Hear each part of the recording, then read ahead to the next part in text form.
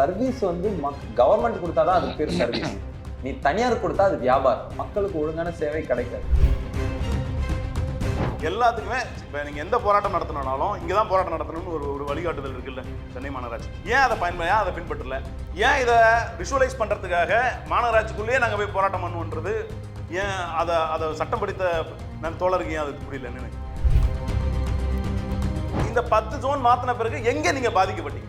எந்த பாயிண்ட்ல எந்த இடத்துல உங்களுக்கான ஊதியங்கள் மறுக்கப்பட்டது, உங்களுக்கான உரிமைகள் நசுக்கப்பட்டது அப்படின்றது எங்களுடைய கேள்வி. நான் உங்க பாயிண்ட்க்கு வரேன். மாநகராட்சிக்குள்ள போராடுவதற்கு போராட்டத்துக்குள்ள எந்த அமைப்பும் கிடையாது. நீங்க அங்க இருக்கிற சாலைகளை மறித்து, போக்குவரத்தை மறித்து, சாலைகளை மறித்து போராட்டம் பண்றதுக்கான சாலை மறிக்கல.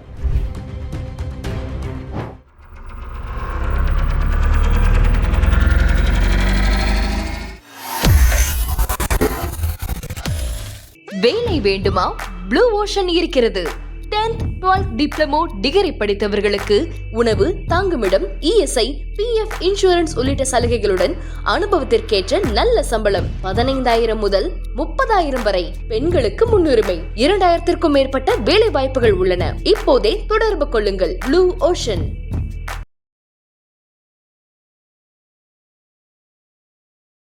அவங்க போராடுறவங்களோட துணை நிற்கிறவங்க, குறிப்பாக தூய்மை பணியாளர் போராட்டத்திலலாம் அவங்களுக்கு ஒரு சட்ட போராட்டம் தேவைப்படும் பட்சத்துலையும் நீங்கள் உதவி பண்ணவரும் கூட.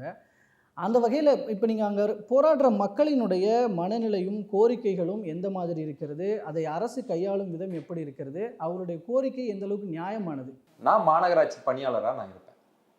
அப்போ அவங்க முடியாதுன்னு சொன்னபோது தான் 1/8/2025 அன்னைக்கு வரலாற்று சிறப்பு மிக்க ஒரு போராட்டத்தை தூய்மை பணியாளர்கள் தொடங்கினாங்க. மண்டலம் 5, 6 தூய்மை பணியாளர்கள் ரிப்பன் பில்டிங் வளாகத்தை முற்றுகையிட்டு ரிப்பன் பில்டிங் வளாகத்தில் குடியேறும் போராட்டம் அறிவிச்சாங்க. 13 நாள் நடந்த போராட்டத்தை ஒரு போகஸா ஒரு பெட்டிஷன் போட்டு, ஒரு பில்லு ஒன்று போட்டு, திமுகவில் இருக்கக்கூடிய தேன்மொழி என்கின்ற ஒரு நபரை வைத்து, PK சேகர் பாபு எந்த ட்ரஸ்ட்டில் ஒரு நிர்வாகியாக இருந்தாரோ அந்த ட்ரஸ்ட்டோட ஒரு உறுப்பினர் தேன்மொழியை வச்சு, இன்னைக்கு தாவேக்காக்கு வழக்கறிஞராக இருக்கக்கூடிய ராகவாச்சாரியை அன்னைக்கு அவங்களுக்கு வழக்கறிஞராக இருந்தார், அவரை வச்சு அந்த பொதுநல வழக்கை நடத்தி மக்களுக்கு இடையூறாக இருக்குன்னு சொல்லி எங்களை அப்புறப்படுத்தி இன்னைக்கு 150 நாள் கடந்தும் இன்னைக்கும் போராட்டம் நடந்துட்டு இருக்கு.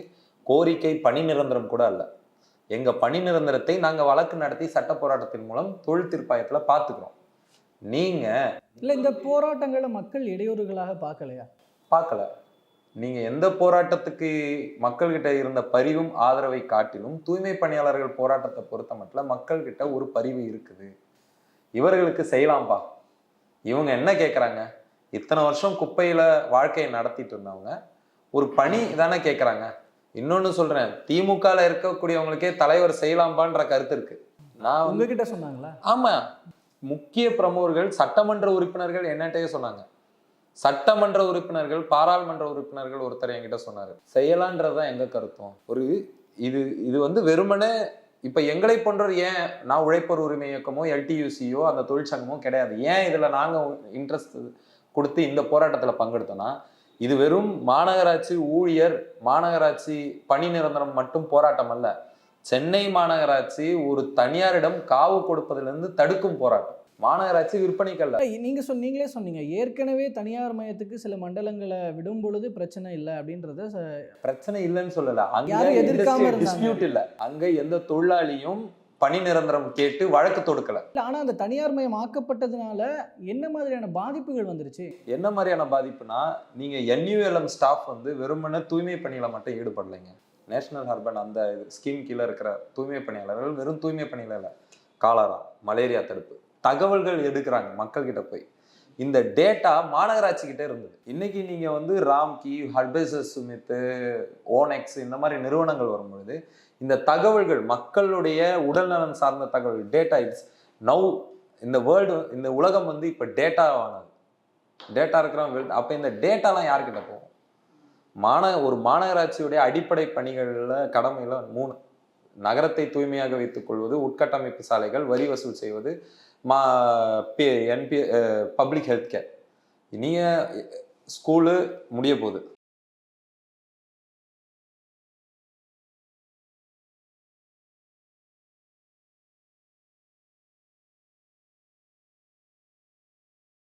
தூய்மை பணி இல்லை, ஆல்ரெடி கான்ட்ராக்ட் தான் ரோடு.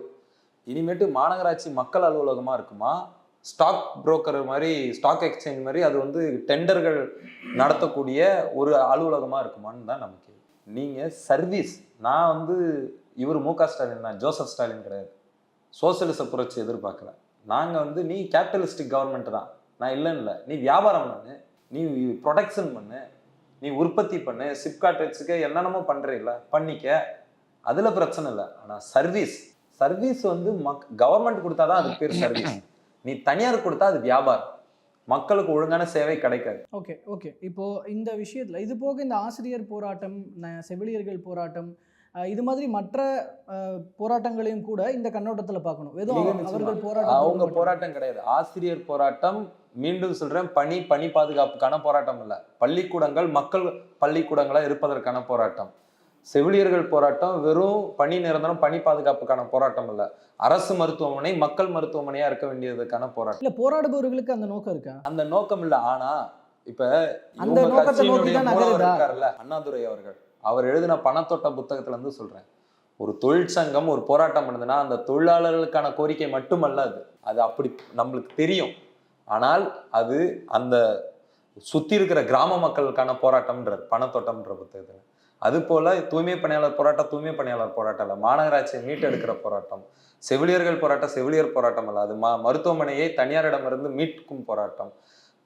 பள்ளிக்கூடங்களை மக்கள் பள்ளிக்கூடங்களாக வைப்பதற்கான போராட்டம். ஒரு கையில நவதாராளவாதத்தையும் இன்னொரு கையில வந்து சமூக நீதியும் வச்சுக்கிட்டு ஆட்சி நடத்த முடியாது. நீங்க ஒன்றை விட்டுட்டு தான் ஒன்றும் பண்ண முடியும். நீங்க வேர்ல்டு பேங்க் கடன் கொடுக்குறான், கடனை வாங்கிட்டேன், அவன் சொல்றபடி தான் நான் ஸ்கீம் போடணும்னு சொல்லாதீங்க. உங்க அமைச்சர் தானே சொன்னார் பொலிட்டிக்கல் வில் அட்மினிஸ்ட்ரேட்டிவ் ஸ்கில்னால, கொஞ்சம் பொலிட்டிக்கல் வில்லோட நடந்துக்கங்கன்றோம். இது மீண்டும் சொல்றேன், இந்திய அரசமைப்பு சட்டம் ஒடுக்குண்ட அட்டவணையில் கண்ட சாதி மக்களுக்கான மேம்பாட்டை பத்தி பேசுது, directive principle of state policy. நீங்க என்ன பண்ணீங்க? நீங்க போராடுற மக்கள்லாம் வந்து விளிம்பு நிலை மக்கள். யாரும் வந்து 10 வருஷம் அவன் தட்டை ஏந்தி நின்ட்டான். இன்னைக்கு இல்லைன்னா நாளைக்கு, நாளைக்கு இல்லைன்னா நாளான்னைக்கு, ஏதோ ஒரு நாள் எனக்கு பர்மனெண்ட் ஆகும். பர்மனெண்ட் ஆனா நான் என் பரம்பரை இந்த தொழிலை விட்டு வந்துடும் அப்படின்ற அடிப்படையில் வந்து தான் போராடுறாங்க. இது மீண்டும் சொல்றேன், அரசமைப்பு கோரிக்கைக்கான போராட்டம். இப்போ சட்டம் ஒழுங்கு பாதுகாக்க வேண்டியது மாநில அரசோட கடமை. ஒரு மாநகராட்சி கட்டிடத்துக்குள்ள நாங்கள் போய் போராட்டம் பண்ணுவோம்ன்றது வந்து ஜனநாயகத்துக்கு எதிரானது. உங்களுக்கான கோரிக்கை போராட்டம் தான், நாங்களும் வரவேற்கிறோம். ஏனென்றால் போராட்டத்தின் மூலமாக தான் ஒரு சுமூக உடன்படிக்கை வரும் அப்படின்னு நீங்கள் நம்புறீங்க. நாங்கள் அதை வரவேற்கிறோம், பேசுவோம், சரி பண்ணும். இப்போ தோழர் பேசும்போது சொன்னார், இப்போ ஏற்கனவே 10 ஜோன் விட்டுருந்தாங்க, அப்போ மீது 2 ஜோன் விடும்பொழுது என்ன பிரச்சனை இருந்துச்சு, நீங்கள் வந்து அப்போ வந்து விடமாட்டேன்னு சொன்னீங்க. இல்லை ஜோனில் வந்து இண்டஸ்ட்ரியல் டிஸ்பியூட் இருக்குது, இண்டஸ்ட்ரியல் டிஸ்பியூட்டில் அந்த 10 ஜோனுகளும் இல்லை, இந்த 2 ஜோனில் இண்டஸ்ட்ரியல் டிஸ்பியூட் இருக்குது. எங்களோட கேள்வி என்னன்னா, ஏற்கனவே அந்த 10 ஜோனில் தனியார் மயமாக்கப்பட்ட பிறகு அதை நீங்கள் ஏன் வேடிக்கை பார்த்தீங்க? முதல் கேள்வி. அப்போதே அதுக்கு இந்த அளவுக்கு வரல அப்படிங்கிறது எதிர்ப்புகள் இருந்தது, இந்த அளவுக்கு எதிர்ப்பு வந்தது. ஆனால் அந்த நேரத்துல ஏன் உங்களுக்கான பணி சம்பந்தமாக உங்களுக்கு உங்க பணி வந்து பாதிக்கப்படும், உங்களுக்கான ஊதியம் வந்து பாதிக்கப்படும்ன்ற கவலை உங்களுக்கு ஏன் அப்ப எழல? சரி, இப்ப ஏன் எழுது? அல்லது இந்த 10 ஜோன் மாத்தின பிறகு எங்க நீங்க பாதிக்கப்பட்டீங்க? எந்த பாயிண்ட்ல, எந்த இடத்துல உங்களுக்கான ஊதியங்கள் மறுக்கப்பட்டது, உங்களுக்கான உரிமைகள் நசுக்கப்பட்டது அப்படின்றது எங்களோட கேள்வி. எந்த பாயிண்ட்ல? இப்ப நீங்க தனியார் மயமாக்கப்படுது, அரசாங்கம்ங்கிறது மக்களுக்கானது, அது முழுவதும் தனியார் மயமாக்கப்படக்கூடாதுன்றது தான் அவரோட கொள்கை, அவங்க போராடுறவங்களோட கோரிக்கை. அது நாங்களும் வரவேற்கிறோம். முழுவதும் தனியார் மயமாக்கப்படுவதற்கு சில நிதி சார்ந்த சில பிரச்சனைகள் இருக்கு, அமைப்பு சார்ந்த சில இடத்துல நமக்கு வந்து ஏற்கனவே அவங்க தனியார் மயமாக்கப்பட்டதுனால அதை தொடர்ந்து அதை செய்ய வேண்டிய கட்டாயம் இப்போ மாநில அரசு தள்ளப்பட்டிருக்கு. நீங்க ஜோன் 2ல ஏற்கனவே இந்த 2 ஜோன் மாத்தின பிறகு ஏன் நீங்க இந்த பிரச்சனைகள் நீங்க இப்ப பெருசாக்குறீங்கிறது எங்களோட கேள்வி. இப்ப அதுக்கப்புறம் நாங்க சொல்றோம், இப்ப நீங்க ஹெல்த் இஷ்யூஸ் வருது அப்படின்னா நீங்க எத்தனை அம்சம், கிட்டத்தட்ட 7 அம்ச கோரிக்கைகள் நம்ம 7 அம்ச